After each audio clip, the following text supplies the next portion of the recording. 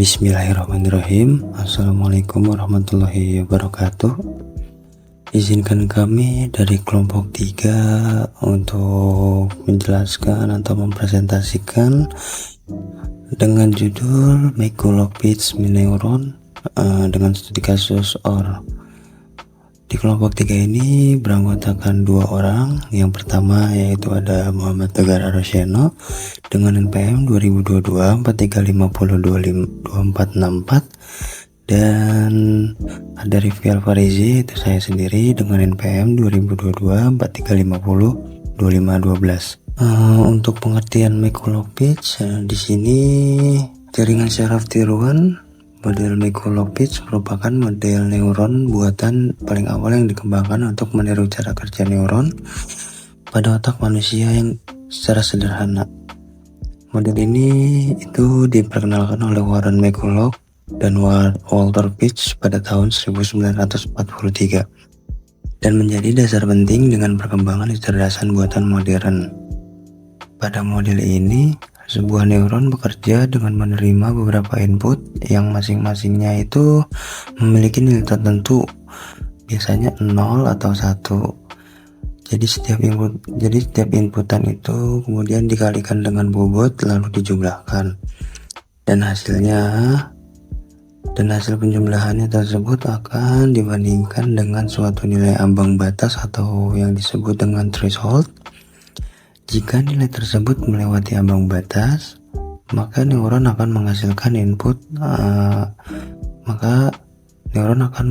output 1 atau aktif. Sebaliknya, jika tidak mencapai ambang, outputnya itu bendera 0 atau tidak aktif. Berbeda dengan JST modern, model Mikulovic ini tidak memiliki proses pembelajaran atau learning. Semua bobot dan nilai threshold sudah ditentukan sejak awal, sehingga neuron hanya berfungsi sebagai alat untuk mempresentasikan fungsi logika sederhana seperti OR, AND, atau NOR. Secara konsep, model ini menunjukkan bahwa proses berpikir sederhana dapat direpresentasikan menggunakan operasi matematika dan logika. Oleh karena itu, Mikulovic sering dianggap sebagai fondasi awal dari perkembangan jaringan syaraf tiruan yang lebih kompleks. Selanjutnya ada model neuron Mikulovic. Model ini yaitu model jaringan syaraf tiruan yang digunakan oleh Mikulovic atau MCP, yang merupakan model neuron buatan pertama kali diperkenalkan. Model ini dirancang untuk meniru cara kerja neuron biologis secara sederhana dengan menggunakan konsep logika dan matematika. Pada model ini, setiap neuron menerima beberapa sinyal input yang kemudian diproses melalui proses penjumlahan berbobot, atau bisa disebut weight sum. Hasil penjumlahan tersebut akan dibandingkan dengan suatu nilai ambang atau threshold. Jika nilai total input melebihi ambang batas, maka neuron akan menghasilkan output aktif yaitu 1. Sedangkan jika tidak, maka output yang dihasilkan adalah tidak aktif atau 0. Model neuron Mikulovic ini memiliki karakteristik sebagai berikut. Yang pertama, fungsi aktivasi bersifat biner, yaitu hanya menghasilkan 2 kemungkinan output, diantaranya 0 atau 1. Yang kedua, setiap jalur input memiliki bobot tertentu yang dapat bersifat memperkuat atau positif dan melemahkan atau negatif sinyal yang masuk ke neuron.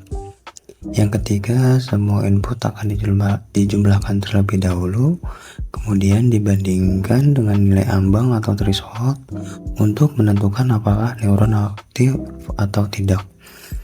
Yang kelima, model neuron ini tidak memiliki kemampuan belajar, sehingga berbobot dan nilai ambang sudah ditentukan sebelumnya.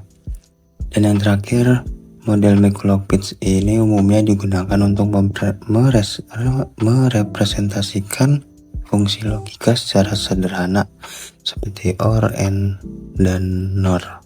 Untuk studi kasusnya sendiri, di sini gerbang OR merupakan salah satu gerbang logika dasar yang menghasilkan output 1. Jika minimal 1, input bernilai 1. Dengan kata lain, yaitu output akan bernilai 0 hanya jika semua input bernilai 0. Pada model McCulloch-Pitts ini gerbang OR dapat direpresentasikan dengan memberikan bobot positif pada setiap input dan menggunakan nilai ambang atau threshold tertentu. Jika jumlah sinyal input yang masuk memenuhi atau melebihi nilai ambang, maka neuron akan aktif dan menghasilkan output 1. Jika salah satu atau kedua input bernilai 1, maka output yang dihasilkan akan menjadi 1. Sedangkan jika tidak, semua input bernilai 0, maka outputnya adalah 0. Untuk tabel di samping, yaitu ada X1, X2, dan Y. Untuk penjelasannya, yaitu jika semua input bernilai 0, maka akan menjadi 0. Namun, jika salah satu atau kedua input bernilai 1, maka output akan menjadi 1. Baik, untuk penjelasan selanjutnya akan dilanjutkan oleh teman saya atau rekan saya yang bernama Tegar. Baik, melanjutkan untuk bagian penyelesaian. Untuk membuat fungsi logika OR menggunakan metode McCulloch-Pitts dapat ditentukan bahwa nilai bobot tiap garis adalah 1 dan nilai threshold untuk fungsi aktivasinya adalah 1 dengan rumus net sama dengan sigma XI WI. Untuk fungsi aktivasinya Fnet 1 jika net lebih dari sama dengan 1 dan 0 jika net kurang dari 1. Untuk percobaan 1, Fnet sama dengan 0 kali 1 tambah 0 kali 1 sama dengan 0 dan thresholdnya sama dengan 1. Karena Fnetnya kurang dari threshold, maka Y-nya adalah 0. Percobaan 2, Fnet sama dengan 1 kali 1 tambah 0 kali 1 sama dengan 1. Thresholdnya sama dengan 1. Karena Fnetnya lebih dari sama dengan threshold, maka Y sama dengan 1. Percobaan ketiga, Fnet sama dengan 0 kali 1 tambah 1 kali 1 sama dengan 1. Thresholdnya sama dengan 1. Karena Fnetnya lebih dari sama dengan threshold, maka Y sama dengan 1. Dan percobaan keempat, Fnet sama dengan 1 kali 1 tambah 1 kali 1 sama dengan 2. Thresholdnya sama dengan 1, maka Fnet lebih dari sama dengan threshold, maka Y sama dengan 1. Kesimpulannya, dari perhitungan di atas, terlihat bahwa output akan bernilai 1 jika salah satu atau kedua input bernilai 1 dan akan bernilai 0 jika semua input bernilai 0, sehingga sesuai dengan fungsi logika OR. Selanjutnya, McCulloch-Pitts pada fungsi logika OR. Pada sebelumnya telah melakukan percobaan. Untuk tabel kebenarannya, jika A adalah 0 dan B adalah 0, maka Y adalah 0. Jika A adalah 1, B adalah 0, maka Y adalah 1. Jika A adalah 0 dan B adalah 1, maka Y adalah 1. Jika A 1, B 1, maka Y-nya 1. Lalu untuk fungsi logika OR, Fnet 1 jika net lebih dari sama dengan 0. 0 jika net kurang dari 0. Nah, thresholdnya adalah 1, weight-nya adalah 1. Untuk perhitungan McCulloch-nya, Fnet sigma XI WI.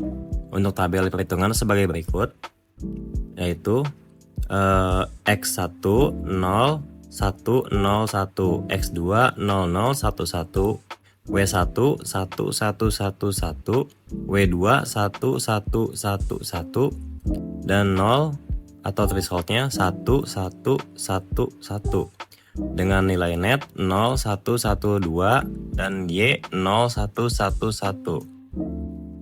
Demikian pemaparan kami mengenai jaringan syaraf tiruan dengan metode McCulloch-Pitts beserta studi kasus yang telah dijelaskan. Semoga materi yang kami sampaikan dapat memberikan pemahaman yang lebih jelas tentang konsep dasar JST dan penerapannya dalam logika sederhana. Kami menyadari bahwa masih terdapat kekurangan dalam penyampaian ini. Oleh karena itu, kami sangat terbuka terhadap kritik dan saran yang membangun. Terima kasih kepada Bapak dosen atas bimbingannya, serta kepada teman-teman atas perhatian dan partisipasinya. Akhir kata kami ucapkan terima kasih. Wassalamualaikum warahmatullahi wabarakatuh.